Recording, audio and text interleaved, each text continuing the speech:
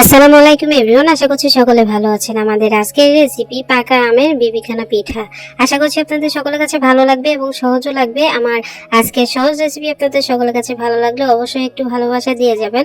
এখন যেহেতু mango season চলছে, তো ভাবলাম আপনাদের সাথে ইউনিক একটা রেসিপি আমি শেয়ার করি। তো পিঠাটা খেতে কিন্তু দুর্দান্ত হয়েছিল। আর এখন যেহেতু ম্যাঙ্গো সিজন চলছে, আপনারা যে কেউ পারবেন, আর খুবই সহজ একটা রেসিপি। তো এই পিঠাটা বানালে কিন্তু ছোট থেকে বড়রা সবাই খুবই পছন্দ করবে। বিকালের নাস্তা অথবা বাচ্চাদের স্কুল টিফিনেও কিন্তু আপনারা এই পিঠাটা দিতে পারবেন। তো পিঠা বানাতে কিন্তু খুবই সহজ, ঘরে থাকা কয়েকটা উপকরণ দিয়েই আপনারা তৈরি করতে পারবেন।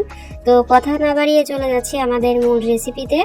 তো পাকা আমের বিবিখানা পিঠা তৈরি করার জন্য প্রথমে আমি একদম পাকা আম নিয়ে নিয়েছি, আপনারা দেখতে পাচ্ছেন। আর আমটা কিন্তু আকারে একটু বড়। তো আমি এখানে আমটাকে কেটে নিচ্ছি। আমের এক পাশ থেকে একটু কেটে নিয়ে তারপরে এই যে একটু ছুরি দিয়ে এরকম কিউব কিউব করে কেটে নিতে হবে। তারপর ছোট একটা চামচ দিয়ে একটু প্রেস করলে দেখবেন যে আমের পাল্পগুলো কিন্তু বেরিয়ে চলে আসছে। তো এইভাবে আমগুলো কাটলে কিন্তু খুবই সহজ হবে। তো আপনারা অবশ্যই এভাবে সহজভাবে কাজগুলো করে নেবেন, ঠিক আছে? তো দেখতে পাচ্ছেন আমাদের সম্পূর্ণ আম থেকে আমের পাল্পগুলোকে বের করে নিয়েছি। এখন আমি এটা ব্লেন্ড করে নিব, আর এটা আমি অফ ক্যামেরাই করে নিব। তো এটা আমি আপনাদেরকে আর দেখালাম না, ঠিক আছে? তারপরে একটা বাটিতে নিয়ে নিয়েছি দুটো ডিম। অবশ্যই নর্মাল থাকতে হবে ডিমটা। যদি ফ্রিজে থাকে তাহলে অবশ্যই নামিয়ে রেখে নর্মাল করে তারপরে আপনারা ডিমটাকে এখানে ব্যবহার করবেন। তো আমি দুটো ডিমের সঙ্গে আমি এখানে দিয়ে দিলাম হাফ কাপ চিনি। আর চিনিটা অবশ্যই আপনাদের টেস্ট অনুযায়ী থাকবে, আপনারা চাইলে আরো বেশি করেও দিতে পারেন। আমার আমটা যেহেতু মিষ্টি ছিল, এই জন্য আমি এখানে মিষ্টির পরিমাণটা কম দিয়েছি, আপনারা চাইলে বাড়িয়ে দিতে পারেন। এখন এই ডিমের সঙ্গে চিনিটাকে ভালো করে ফেটিয়ে নিতে হবে, যতক্ষণ না পর্যন্ত চিনিটা একদম পারফেক্ট ভাবে গলে যাচ্ছে, ঠিক ততক্ষণ পর্যন্ত। তো দেখতে পাচ্ছেন কথা বলতে বলতে অনেক দূর চলে এসেছি। আমাদের ডিমের মিশ্রণটা কিন্তু রেডি হয়ে গেছে, অর্থাৎ চিনিটা গলে গেছে। এখন আমি এই ডিমের মিশ্রণের মধ্যে দিয়ে দিব 1 কাপ আটা। আপনারা চাইলে অবশ্যই ময়দাটাকে ব্যবহার করতে পারেন, তবে আমার কাছে ময়দা ছিল না, এই জন্য আমি আটাটাকে ব্যবহার করেছি। মেজারমেন্ট কাপ দিয়ে মেপে আমি 1 কাপ আটা ব্যবহার করেছি। এখন খুব সুন্দর করে এই যে ডিমের মিশ্রণের সঙ্গে মিশিয়ে নিতে হবে।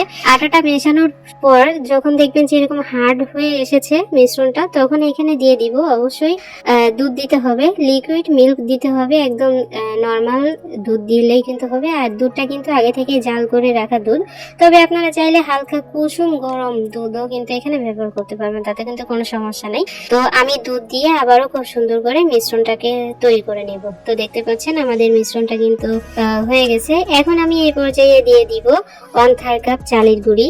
আপনারা চাইলে এখানে 2-3 চামচ সুজিও ব্যবহার করতে পারেন। আর দিয়ে দিব হাফ চামচ লবণ, অর্থাৎ স্বাদ মতো লবণ দিলেই কিন্তু হবে। আর মিষ্টিতে একটু লবণ দিলে কিন্তু খুব ভালো লাগে, ঠিক আছে? এখন সমস্ত উপকরণ আবারও খুব সুন্দর করে মিশিয়ে নিতে হবে। আমাদের মিশ্রণটা যখন ভালো করে মেশানো হয়ে যাবে, তখন আমি এখানে আরো একটা পাত্র নিয়ে নিলাম। আর নিয়ে নিলাম হলো একটা স্ট্যান্ডার বা ছাঁকনির মধ্যে এই মিশ্রণটাকে ঢেলে দিয়ে তারপরে ছেঁকে নিতে হবে। তাহলে যেটা হবে, আমাদের এই যে পিঠার ব্যাটারটা খুবই স্মুথ হবে। আর ভিতরে যদি ডিমের কোনো সাদা বা হলুদ অংশ থেকে যায়, তাহলে এটা কিন্তু বেরিয়ে চলে আসবে। তো দেখতে পাচ্ছেন এই যে হলুদ অংশ এবং সাদা কিছু অংশ বের হয়েছে ডিমের, এগুলো কিন্তু আসলে ভালো মতো ফেটানো হয় না। তো যাই হোক, এটা বের হয়ে চলে আসলো। আর এই স্ট্যান্ডারের মধ্যে আমি দিয়ে দিলাম আগে থেকে যে আমটাকে আমি ব্লেন্ড করে রেখেছিলাম, সেই আমটাকে আমি এখানে দিয়ে ছেঁকে নিব। অবশ্যই আমটাকে কিন্তু ছেঁকে নিতে হবে। পিঠার ব্যাটারের মধ্যে যদি আমের আঁশ থাকে, তাহলে কিন্তু পিঠাটা ভালো লাগবে না খেতে। তো অবশ্যই আপনারা আঁশটাকে আঁশটাকে বের করে নেবেন। তো দেখতে পাচ্ছেন আমি কিন্তু খুব সুন্দর করে আমের পিউরিটা বের করে নিয়েছি, এবং কত আঁশ দেখা যাচ্ছে। তো এই আঁশগুলো কিন্তু ফেলে দিতে হবে, আমের আঁশ রাখা যাবে না। তো যাই হোক, আমের পিউরিটা আমরা বের করে নিয়েছি। এখন এই মিশ্রণের সঙ্গে খুব ভালো মতো মিশাই নিতে হবে। তো একটু নেড়ে চেড়ে নিলেই দেখবেন যে আমের পিউরিটা খুব সুন্দরভাবে মিশে গেছে।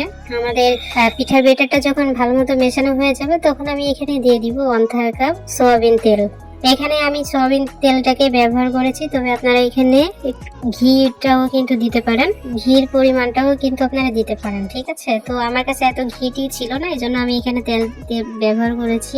তো তারপর খুব সুন্দর করে আবার মিশিয়ে নিতে হবে যতক্ষণ না পর্যন্ত তেলটা খুব সুন্দরভাবে বেটারের মধ্যে মিশে যাচ্ছে, ঠিক ততক্ষণ পর্যন্ত একটু সময় লাগবে, তারপরও কিন্তু মেশাতে হবে, ঠিক আছে।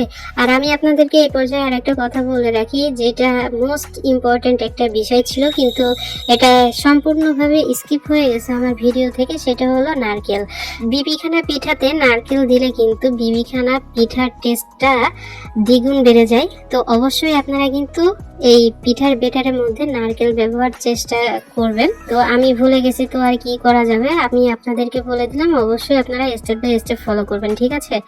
আমাদের এই যে পিঠার বেটারটা যখন হয়ে যাবে তখন আমি এখানে দিয়ে দিব 1 চামচ বেকিং পাউডার, আর সেই সাথে দিয়ে দিব 1/2 চামচ বেকিং সোডা। তো দুটোই আমি এখানে ব্যবহার করলাম। এখানে আমি খুব সুন্দর করে আবার মিশিয়ে নেব। খুব সুন্দর করে মেশানোর পরে দেখতে পাচ্ছেন আমাদের পিঠার বেটারটা কেমন হবে। এই যে উপর দিয়ে এরকম নিলে একদম সঙ্গে সঙ্গে পড়ে যাবে নিচে, এরকম ভাবেই কিন্তু একদম লিকুইডি টাইপের পিঠার বেটারটাকে তৈরি করে নিতে হবে। আমাদের বিবিখানা পিঠার বেটারটা যখন রেডি হয়ে গেছে তখন দেখতে পাচ্ছেন আমি এখানে একটা বাটি নিয়ে নিয়েছি, আর সাথে আছে হলো একটা কাগজ। তো আমি সুন্দর করে কাগজ একটা কেটে নিয়েছি, খাতার যে পেপার থাকে সেখান থেকে আমি একটা পেপার নিয়ে তারপরে খুব সুন্দর করে কেটে নিয়েছি। কেটে নিয়ে এখন এই যে একটু বেশি পরিমাণে তেল দিয়ে তারপরে এই পুরো বাটির সাইডে লাগিয়ে দিতে হবে, যাতে আমাদের পিঠা তুলতে কোনো ধরনের কোনো সমস্যা না হয় তার জন্য। তো পিঠার বাটিতে কিন্তু খুব সুন্দর করে আমি তেলটা ব্রাশ করে নিয়েছি, আর এই যে পিঠার বেটারটাকে ঢেলে দিতে হবে একদম উপর থেকে আমি ঢেলে দিয়েছি, দেখতে পাচ্ছেন। তো এই যে দেখতে পাচ্ছেন ভিতরে কিন্তু অনেক বাবলস ক্রিয়েট হয়েছে, উপর দিয়ে দেখা যাচ্ছে। এখন এই যে বাটিটা ধরে একটু ট্যাপ করলে দেখবেন যে ভিতরে যত বাবলস ক্রিয়েট হয়েছিল সব কিন্তু একদম বেরিয়ে চলে আসবে, বাবলস কিন্তু একটাও থাকবে না, ঠিক আছে। তো অবশ্যই আপনারা এরকম বাটিটা ধরে একটু ট্যাপ করে নেবেন, একটু উপর থেকে ছেড়ে দিলে কিন্তু দেখবেন যে ভিতরে যত বাবলস ক্রিয়েট হয়েছিল সবগুলো বের হয়ে চলে এসেছে। তারপরে এই যে পিঠা রান্না করার জন্য আমি প্রথমে এই যে চুলাটাকে অন করে দিয়ে তারপরে মোটা টাইপের একটা তাওয়া বসিয়ে দিয়েছিলাম। তাওয়াটা যখন খুব ভালো মতো গরম হয়ে গেছে তখন আমি এই যে পিঠার বাটিটা এখানে দিয়ে দিলাম, আর চুলার আঁচটাও আমি আপনাদেরকে একটু দেখিয়ে দিচ্ছি কেমন থাকবে। তো চুলার আঁচটা যেরকম আছে এরকম আমি 5 মিনিট রেখে তারপরে চুলার আঁচটাকে আমি আরো সামান্য একটু কম করে দিব, মানে 5 মিনিট পরে, ঠিক আছে। তো এই পিঠাটা আমি 2 ঘন্টা রেখেছিলাম, এরকম আলগা করে রেখেছিলাম, হালকা করে 2 ঘন্টা রান্না করে নিয়েছি। তারপর একদম লাস্ট পর্যায়ে আমি একটা ঢাকনা দিয়ে তারপর মানে একটু ফাঁকা করে রেখে তারপর আমি আরো 1 ঘন্টা রেখেছিলাম। তো আমি আসলে যেরকম পিঠাটা তৈরি করতে চেয়েছি সেরকম তো হয়নি, কিন্তু দুর্দান্ত হয়েছিল। বিবিখানা পিঠাই কিন্তু তৈরি হয়েছে, কিন্তু আমি যেটা চেয়েছিলাম সেটা হয়নি, এই আর কি, ঠিক আছে। তো যাই হোক, কোনো সমস্যা নাই। প্রায় আমার এই পিঠাটা হতে প্রায় 3 থেকে 3.5 ঘন্টা মতো সময় লেগেছে, আর পিঠা তৈরি করতে করতে আমার রাত হয়ে গেছিল, এই জন্য আমি রাতে নর্মাল ফ্রিজে রেখে তারপরে আমি আপনাদেরকে সকালে পরিবেশন করে দেখিয়ে দিচ্ছি। ফ্রিজ থেকে বাটিটা বের করে নিয়ে তারপরে আমি এই যে চারিপাশ দিয়ে ছুরি দিয়ে আমি একটু ছাড়িয়ে নিয়ে তারপরে কেক যেমন ডিমোল্ড করে কেকের পাত্রের উপরে আর একটা প্লেট তুলে দিয়ে তারপরে এটাকে আমি ডিমোল্ড করে নিব।